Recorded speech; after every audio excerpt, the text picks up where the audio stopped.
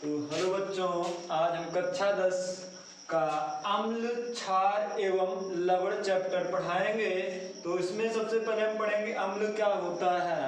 तो जो पुरानी अवधारणा थी, पुरानी अवधारणा के अनुसार हम अम्ल को क्या करते थे, चखकर बताते थे। चखकर बताते थे तो अम्ल चखकर कैसे बताते थे, तो बताते थे वे पदार्थ जो स्वाद में खट्टे होते हैं क्या कहलाएंगे, अम्ल कहलाते हैं। तो सबसे पहले जो पुरानी अवधारणा थी उसमें अम्ल और क्षार को हम चखकर बताते थे, उसमें स्वाद के अनुसार बताते थे।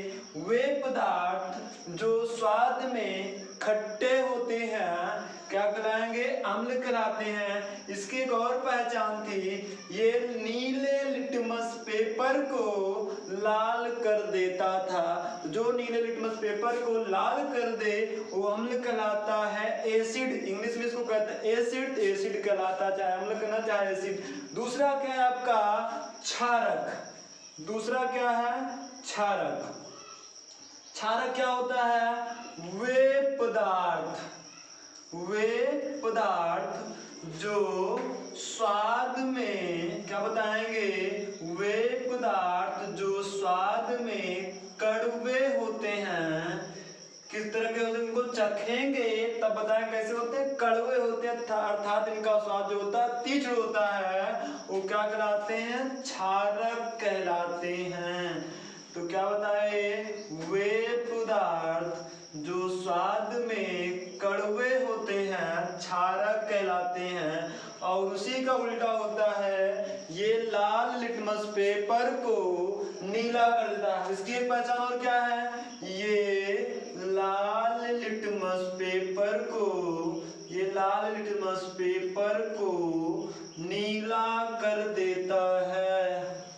क्या करेगा, नीला कर देगा। किसको, लाल लिटमस पेपर को नीला कर देता है।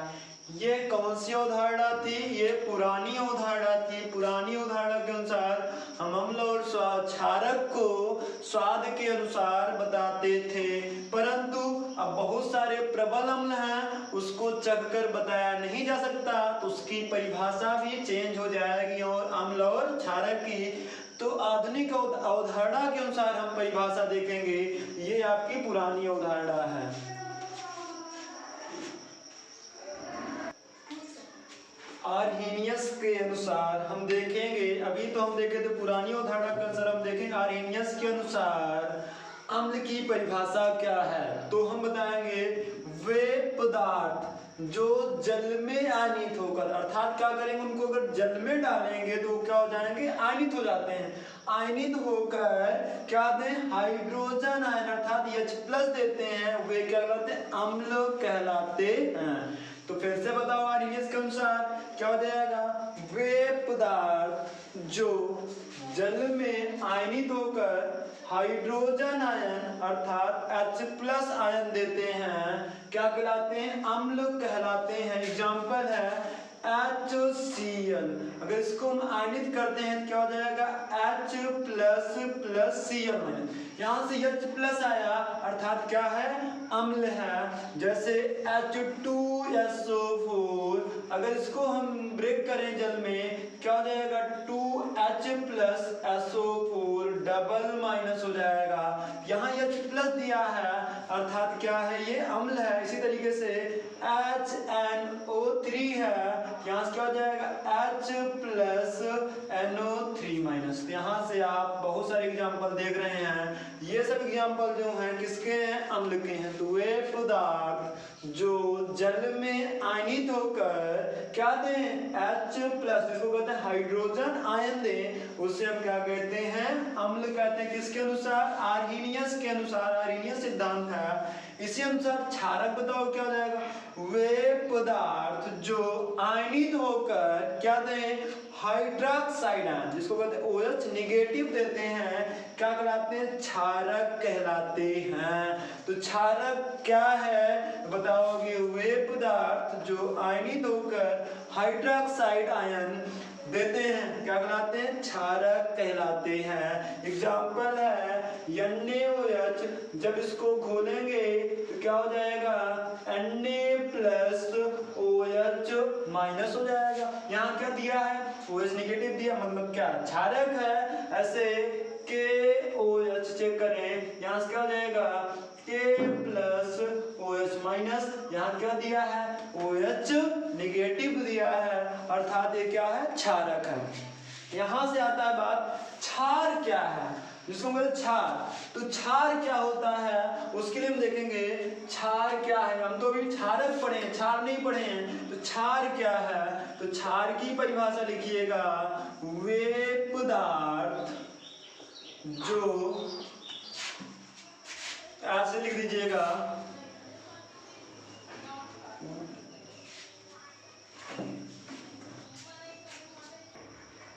वे क्षारक जो जल में घुलनशील हो। क्या बताएंगे? वे क्षारक जो जल में घुलनशील हो, क्षार कहलाते हैं। अर्थात जितने क्षारक होंगे वे सभी जल में नहीं घुलते, तो जितने जल में घुल जाएंगे वही क्या होते हैं? क्षार होते हैं। तो क्या कह सकते हो? सभी क्षारक क्षार नहीं होते। अभी बताया गया क्यों नहीं होते? क्योंकि सभी क्षारक जल में नहीं घुलते। दूसरा क्या बता सकते हो? जबकि सभी क्षार क्षारक होते हैं। जबकि सभी क्षार क्षारक होते हैं। कहने का मतलब जितने जल में घुल जाएंगे वो तो क्षार होंगे, जितने नहीं घुलेंगे वो भी क्षारक के अंतर्गत आता है। इस तरीके से आप क्षार की डिफिनेशन देख लिए, क्षारक की देख लिए, अम्ल की डिफिनेशन देख लिए। तो अम्ल की एक परिभाषा और है जिसमें हम H+ नहीं दिखता उसको भी हम इस तरीके से डिफाइन करेंगे। क्या बताएंगे?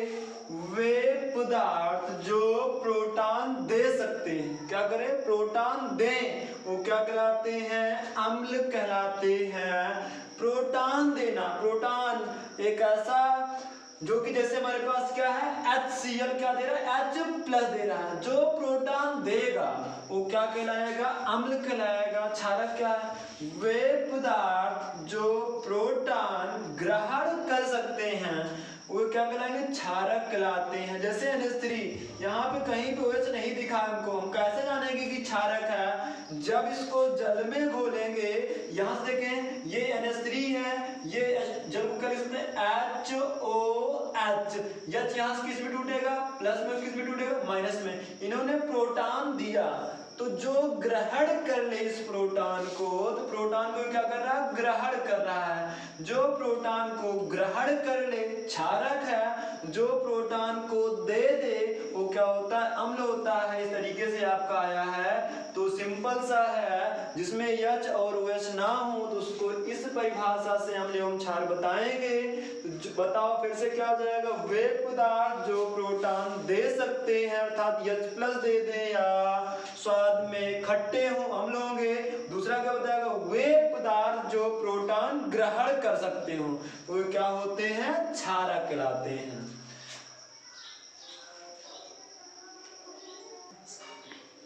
अम्लों के भौतिक गुण पढ़ेंगे। तो अम्लों के भौतिक गुण क्या है? चलो हमारे साथ पढ़िएगा।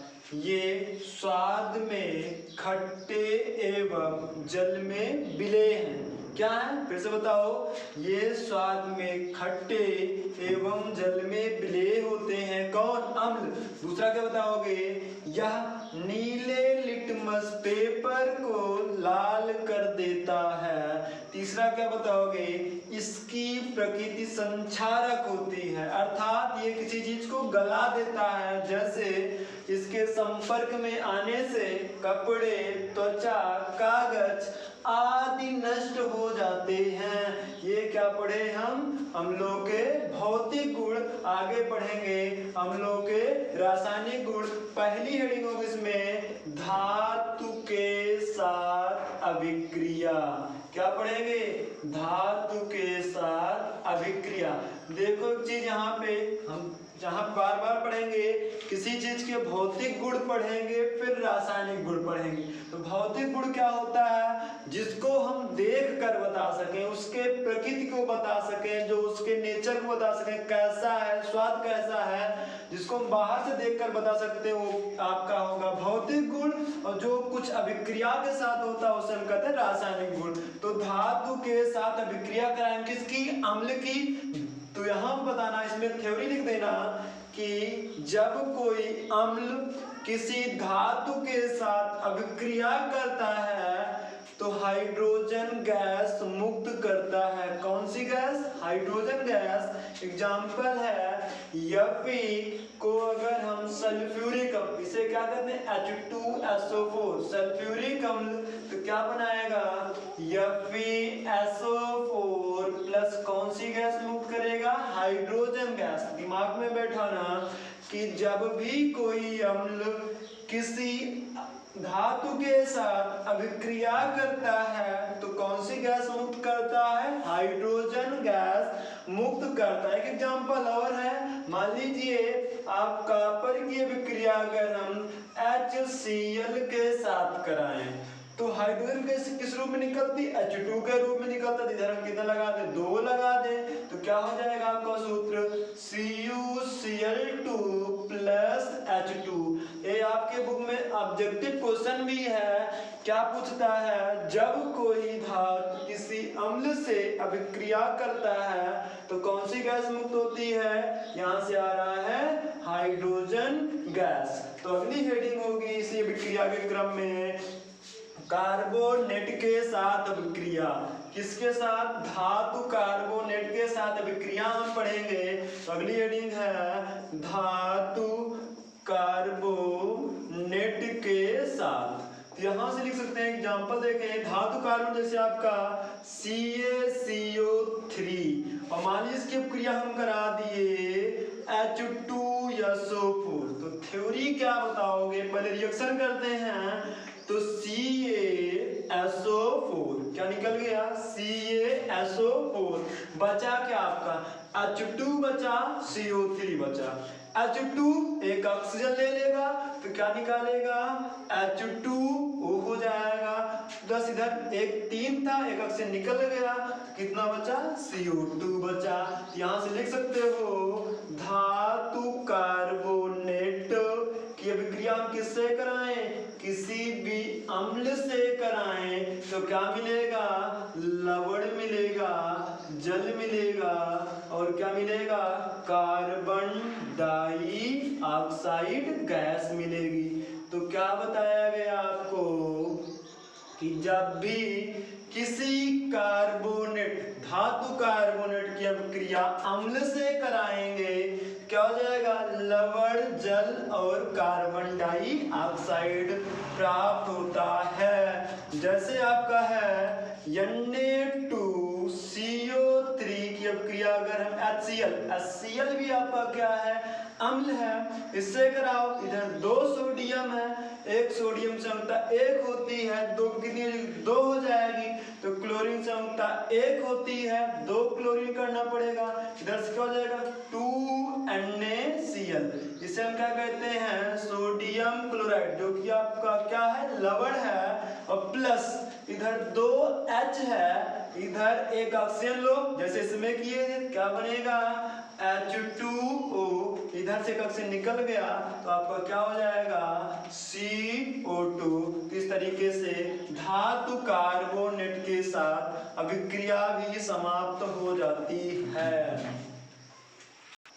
उसी क्रम में हम आगे बढ़ते हैं धातु ऑक्साइड के साथ। किसके साथ अभिक्रिया कराएंगे अम्ल की? धातु ऑक्साइड। धातु ऑक्साइड होता क्या है? किसी धातु के साथ ऑक्सीजन का जुड़ जाना। जैसे MgO, ये आपका धातु का ऑक्साइड है।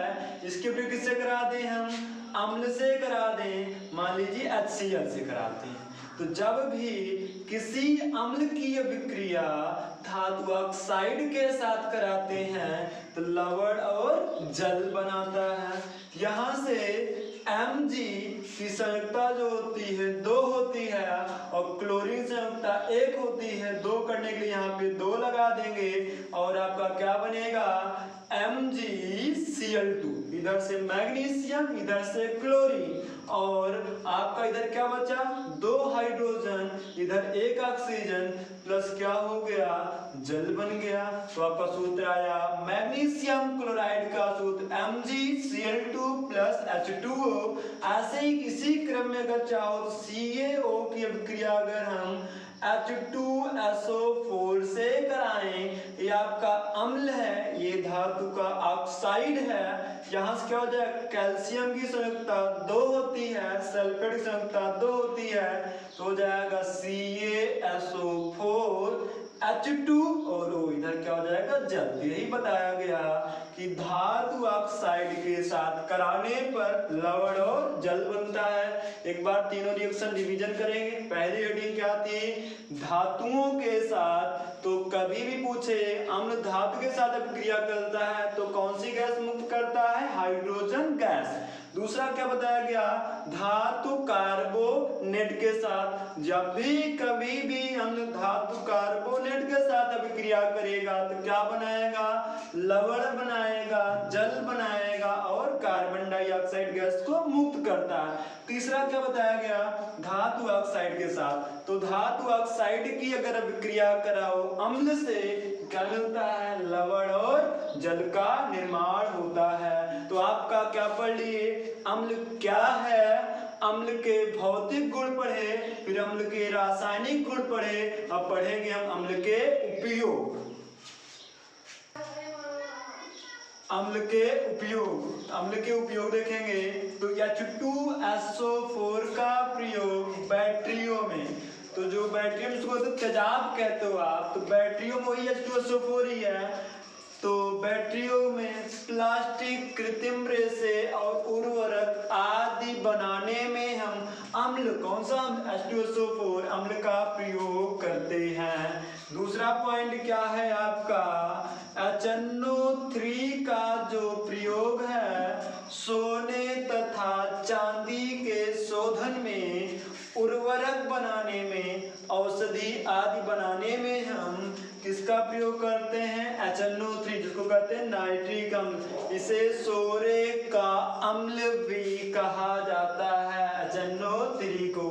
तीसरा है HCl का उपयोग कपड़े को रंगने के लिए, लोहे की चादर को साफ करने में से जंग वंग लग जाता है तो हम HCl का प्रयोग करके उसके चादर को बड़ी आसानी से साफ कर सकते हैं।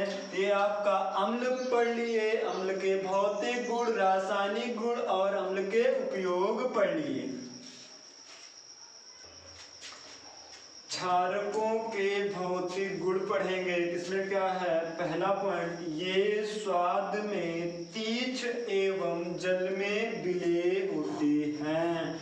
दूसरा पॉइंट क्या बताएंगे? ये लाल लिटमस को नीला कर देते हैं। तो क्या करेंगे? क्षारक जो होते हैं, अम्ल का उल्टा, अम्ल क्या करता था? नीले को लाल करता था, तो क्षारक लाल को नीला कर देता है। और अगर इनको स्पर्श करते हैं तो ये साबुन के समान चिकने होते हैं। और जैसे अम्ल की प्रकृति थी संक्षारक, वैसे क्षारक की भी प्रकृति संक्षारक होती है, परंतु अम्लों से कम संक्षारक प्रकृति के होते हैं। तो हम अम्लों के भौतिक गुण पढ़ लिए। तो अम्ल के भौतिक गुण और क्षारक के भौतिक गुण दोनों खत्म होते हैं। अब पढ़ते हैं क्षारक के रासायनिक गुण।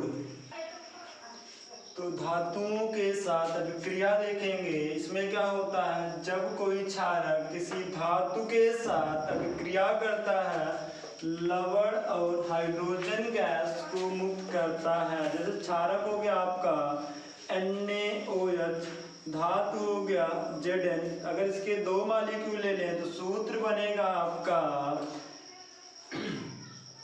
Na2ZnO2 प्लस हाइड्रोजन गैस क्या कर देगा, मुक्त कर देगा। ये किसका सूत्र है, सोडियम जिंकेट। Sodium zincate. जब कभी भी कोई क्षारक धातु के साथ अब क्रिया करेगा तो क्या बनाएगा, लवण और हाइड्रोजन गैस मुक्त करता है। तो क्या बना, सोडियम जिंकेट और हाइड्रोजन गैस मुक्त हुई है। इसी प्रकार से जब कोई क्षारक किसी अम्ल से अभिक्रिया करते हैं, क्या है, क्षारक है, ये क्या है, अम्ल है, तो क्या बनाएगा आपका लवण और जल बनाएगा। क्या बन गया, NaCl, इधर का Na, इधर का Cl, HOH क्या होता है, जल होता है। यहाँ से आपका क्या बन चुका है, जल बन चुका है। तो अगला रिएक्शन आगे देखते हैं। अगली हेडिंग है अमोनियम लवण से। अमोनियम लवण से जब आप क्रिया कराते हैं, जैसे अमोनियम का सूत्र होता है NH4, यहाँ से Cl आ जाए तो NH4Cl की क्रिया हम किससे कराएं, किसी क्षारक से कराएं तो क्या हो जाएगा, इधर का Na, इधर का Cl क्या बना लिया, NaCl, इधर क्या हो जाएगा NH4, एक हाइड्रोजन त्यागेगा, अर्थात जो प्रोटॉन ग्रहण किया था उसको त्याग देगा। तो क्या बनाया, अमोनिया। क्या बनाया है, अमोनिया बनाया है। इधर एक H बचा है, इधर एक OH बचा है, तो आपका क्या मुक्त हो गया है, जल हो गया मुक्त। अब यहाँ से हम क्या पढ़ेंगे, क्षारकों के उपयोग। क्षारकों के उपयोग क्या क्या हैं इसको देखते हैं। तो क्षारकों का उपयोग, तो कुछ क्षारक है जैसे NaOH। NaOH का उपयोग कहाँ पे किया जाता है, साबुन तथा धावन सोडा बनाने में हम किसका प्रयोग करते हैं, NaOH क्षारक का प्रयोग करते हैं। तो जो CaOH का होल ट्वाइस है, तो CaOH का होल ट्वाइस का भी प्रयोग चमड़े उद्योग में, खारे जल को मृदु करने में हम इस क्षारक का प्रयोग करते हैं। इसी प्रकार से NaOH का प्रयोग अमोनियम लवण बनाने में किया जाता है। इस तरीके से हम अम्ल पढ़ लिए, अम्ल के गुण पढ़ लिए, रासायनिक गुण पढ़ लिए, उपयोग पढ़ लिए, क्षारक पढ़े, क्षारक के भौतिक गुण पढ़े, रासायनिक गुण पढ़े और उसके उपयोग पढ़ लिए। तो आगे हम इसके वर्गीकरण के बारे में हम पढ़ेंगे। तो इस तरीके से आपका अम्ल जो चैप्टर है इसका बेसिक ये आपका है, आगे हम देखेंगे।